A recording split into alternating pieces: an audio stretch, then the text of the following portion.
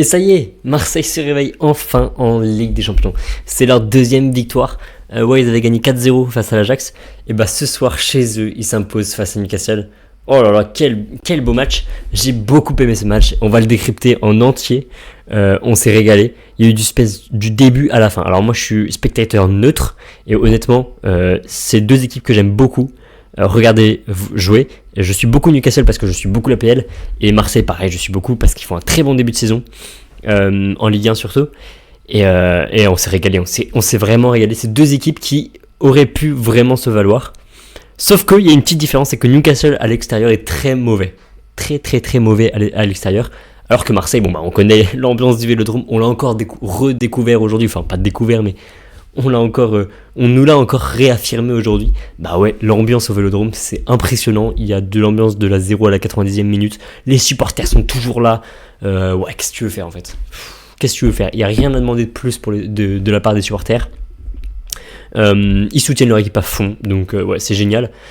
Et ça a permis aussi de tenir le bloc marseillais jusqu'à la 90e minute, parce que ils ont marqué leur deuxième but à la 50e, et après c'était que des attaques de Newcastle, que des attaques, ils ont essayé Newcastle, mais en face c'est une équipe qui a tellement bien défendu.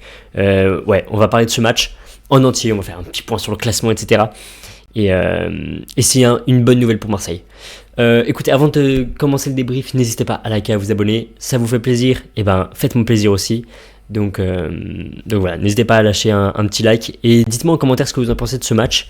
Dites-moi en commentaire aussi, est-ce que vous pensez que, petit prono, est-ce que vous pensez que Marseille pourra se qualifier dans les places qualificatives ? Parce que maintenant, ils y sont, ils atteignent la 19e place, ils entrent dans les places qualificatives. Bonne nouvelle, tandis que Newcastle, qui elle était du coup et reste 8ème, enfin reste dans le top 8, les 8 places qualificatives directes sans passer par les barrages, mais il y a encore une journée demain, donc c'est pas fini pour eux. Ils risquent de partir de cette zone, mais voilà. Donc petit étonnement, je dirais, c'est au début du match quand je vois la composition de Newcastle. Alors je parlais aussi de Newcastle parce que je les aime bien et je les connais assez quand même pour en parler un peu.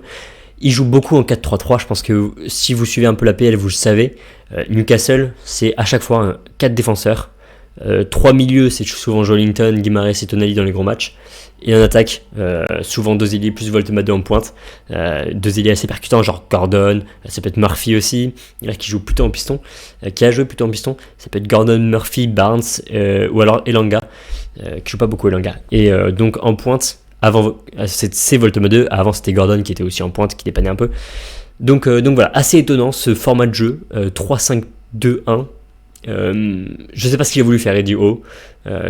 Peut-être une erreur tactique. Peut-être qu'il fallait que tu joues ton jeu. Peut-être qu'aujourd'hui tu aurais dû aligner un Joelinton sur le banc. Alors peut-être qu'il est un peu, pourtant il a joué ce week-end si je dis pas de bêtises, je crois bien là. Oui, je suis quasiment sûr de l'avoir vu jouer ce week-end. Donc je comprends pas ce qu'il a voulu faire. Tant mieux pour Marseille, parce qu'il y a une sorte de déséquilibre qui s'est créé.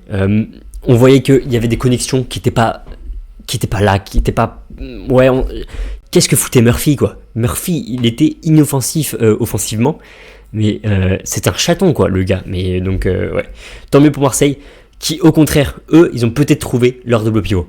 Je commence par parler de ce double pivot parce que c'est peut-être l'élément principal de ce match.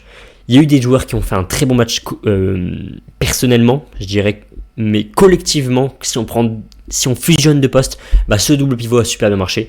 Højbjerg, Vermeuren un peu plus en retrait dans ses récupérations, alors qu'au contraire Højbjerg met beaucoup la pression et vient récupérer des ballons hauts. J'ai un exemple de ballon, j'ai en tête un ballon haut que Højbjerg vient chercher très haut. Après, ce qui me dérangeait, c'était au premier mi-temps, on le connaît bien, Højbjerg, il aime bien faire des passes en retrait. Bon, il faut apporter un peu plus de vitesse, et Vermeuren justement apportait cet atout. Lui jouait vers l'avant, lui il mettait de la vitesse et de la percussion, et il avait compris, et c'est un peu le seul qui était un peu dans le rythme finalement. Il avait compris qu'il fallait accélérer, qu'il fallait jouer rapidement et qu'il fallait aller vers l'avant quoi. Il fallait aller vers l'avant, casser la première ligne de pressing de Newcastle, casser cette première ligne parce qu'il gênait à la relance. Dans cette partie de terrain, Newcastle aimait bien défendre. Et Vermeuren, lui, il avait compris. Il savait un peu où trouver les failles pour ressortir le ballon et pour mettre une accélération et venir mettre de la dangerosité dans le camp adverse. Alors qu'est-ce qui s'est passé? C'est que pendant les 10 premières minutes, c'était Newcastle qui avait le ballon. Newcastle était vraiment dans son match. Ils sont venus ici pour montrer leurs intentions. Et ça s'est vu dès la 6e minute avec une superbe passe de Tonali, alors qui s'est très bien démarqué. C'est Willock qui a la balle, qui trouve Tonali dans un angle fermé. Tonali couvert par Weah en hors-jeu, qui centre et s'est dévié un peu au milieu là, en face de Rouli par je sais pas, c'était Balerdi et Gordon, je crois, un truc comme ça. Et donc c'est dévié et ça s'est dévié un petit peu en retrait. Et Barnes qui a bien suivi, qui vient mettre le premier but. Barnes qui est en pleine forme. Barnes est en pleine forme et à ce moment-là, c'est un peu la catastrophe pour Marseille, on va pas se mentir. Se prendre un but comme ça, hein, un but comme ça dès la 6e première minute, et sachant qu'ils se font manger pendant 10 minutes, c'est compliqué pour eux. Mais ils vont se reprendre et ils vont pas arrêter d'attaquer ensuite. C'est clairement eux qui vont attaquer. Sauf qu'il y a un élément qu'ils ne contrôlent pas, c'est Aubameyang. Aubameyang rate, je sais pas, 3 actions qu'il aurait dû mettre. C'est des actions quand tu es en Champions League que tu dois mettre. C'est des actions quand tu as 36 ans, que tu as énormément d'expérience et que tu es là, encore pour ton équipe de Marseille, parce que finalement il avait déjà joué pour Marseille avant, mais tu la connais ton équipe, tu sais qu'elle a besoin de ça. Tu es mené 1-0, il faut que tu les mettes tes actions. Et il y a eu beaucoup de déchets de la part de Aubameyang ce soir. Ce qui est marrant finalement quand on sait qu'il a mis un doublé après. Mais c'est pas un match référence de Aubameyang. Il y a eu des matchs où il marque un but, mais qui est beaucoup plus révélateur que celui-ci. Aujourd'hui, il aurait pu marquer 3 buts peut-être. Donc les buts qu'il a mis, alors le deuxième but qu'il a mis est plus difficile à mettre que tous les autres qu'il avait tirés en première mi-temps. C'est assez fou. En tout cas, il en rate pas mal. Mais on voyait que Marseille avait les occasions et pouvait vraiment revenir. Et ça a payé dès la 20e seconde, je crois, de la deuxième période. Vraiment 45-20 secondes. Il y a eu déjà le but égalisateur de Aubameyang. Et ça vient d'un gars qui a fait un très bon match. Le gars a même pas la majorité. Bacola. Il a même pas la majorité. Il vient d'apparaître du centre de formation là. Il vient de déclare du centre de formation. Il vient de monter en pro. Le gars te fait un match pour un gars qui vient d'être titularisé là. Il fait un match de patron. Vraiment, j'ai envie vraiment de souligner sa prestation. Il y avait qui c'était l'équipe d'Hervé Matou là, à la mi-temps. Je les écoutais un peu, ils disaient il est intéressant dans les intentions et tout, mais ça se voit qu'il a encore 18 ans.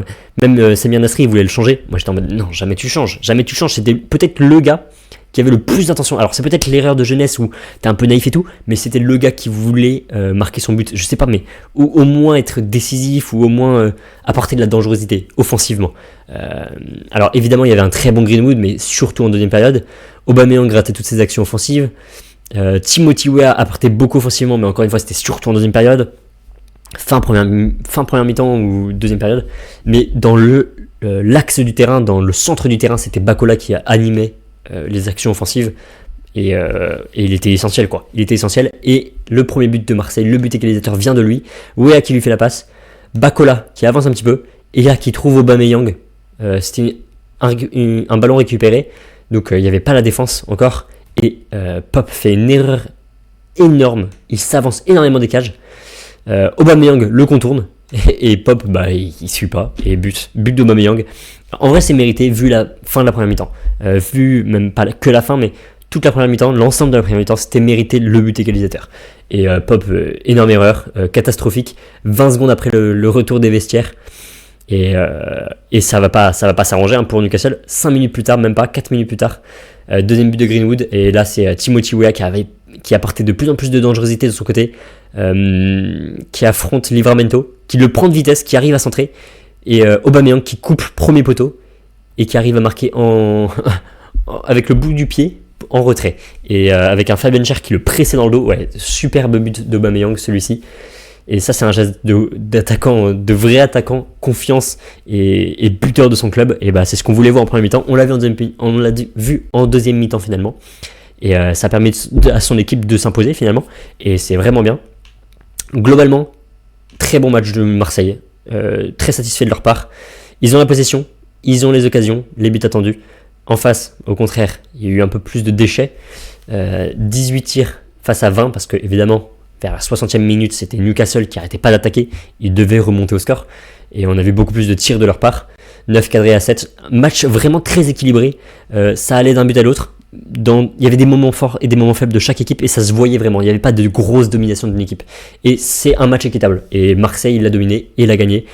Et vraiment, ça récompense leur début de saison parce que c'était pas facile de gagner face à Newcastle, même s'ils sont mauvais à l'extérieur, même si quoi que ce soit.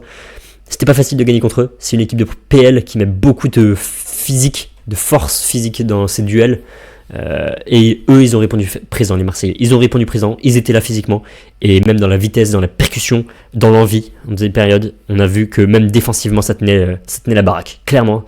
En plus, il y a un homme qui sauvait. Au cas où Balerdi Pavard n'y arrivait pas, c'était Rouli. Rouli qui continue à faire des exploits match après match. Ce mec est impressionnant, tout simplement. Ce gars, c'est peut-être le meilleur joueur sur le terrain ce soir. C'était Rouli, je pense. Avec un très bon Balerdi aussi, qui se prend un jaune dès la 3e minute. C'était aussi l'histoire de la catastrophe finalement, parce qu'on se rappelle, il s'était déjà pris un jaune contre le Sporting en tout début de match. Et quand tu te prends un jaune dès le début de match, tu dois faire très attention pendant tout le reste du match. Bon, Balerdi a fait un très bon match. Beaucoup dans l'anticipation des passes ou dans les duels face à face, moins dans la relance, etc. Mais c'est pas ce qu'on lui demande exactement. C'est vraiment dans l'anticipation. Il arrivait à casser des actions de Newcastle à lui tout seul. Et ça, c'est ce qu'on lui demandait. Donc voilà.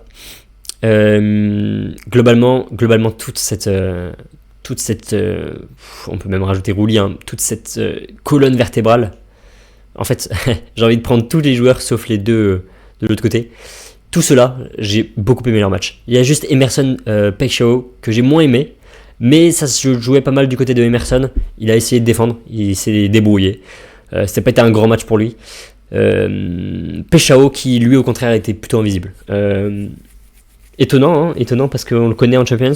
Il est plutôt intéressant. Et ce soir il a eu quelques actions mais pas assez pour aider son équipe.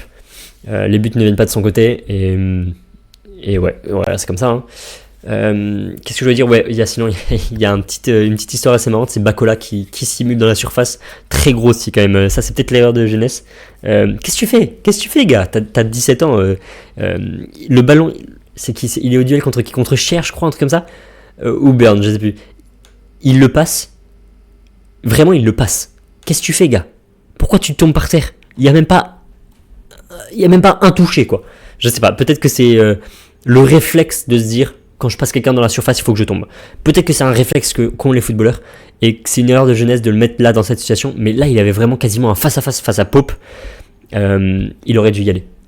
C'est dommage. Mais en vrai, finalement, ça se passe bien pour lui. Heureusement, ça se passe bien pour Marseille parce que je pense qu'il l'aurait regretté sinon. Donc voilà. Voilà. Dites-moi ce que vous en pensez en commentaire. Moi, j'ai beaucoup aimé ce match. C'est un match très équilibré. Et voilà. Là, je vais me regarder Barça-Chelsea. J'ai pas encore regardé le score. Là, je sais qu'il y a les scores à droite de mon écran, mais j'ai caché. Par rapport à moi, j'ai mis un petit post-it devant. Donc, on va le débriefer juste après. Et écoutez, en attendant, portez-vous bien et on se dit à très vite. Ciao.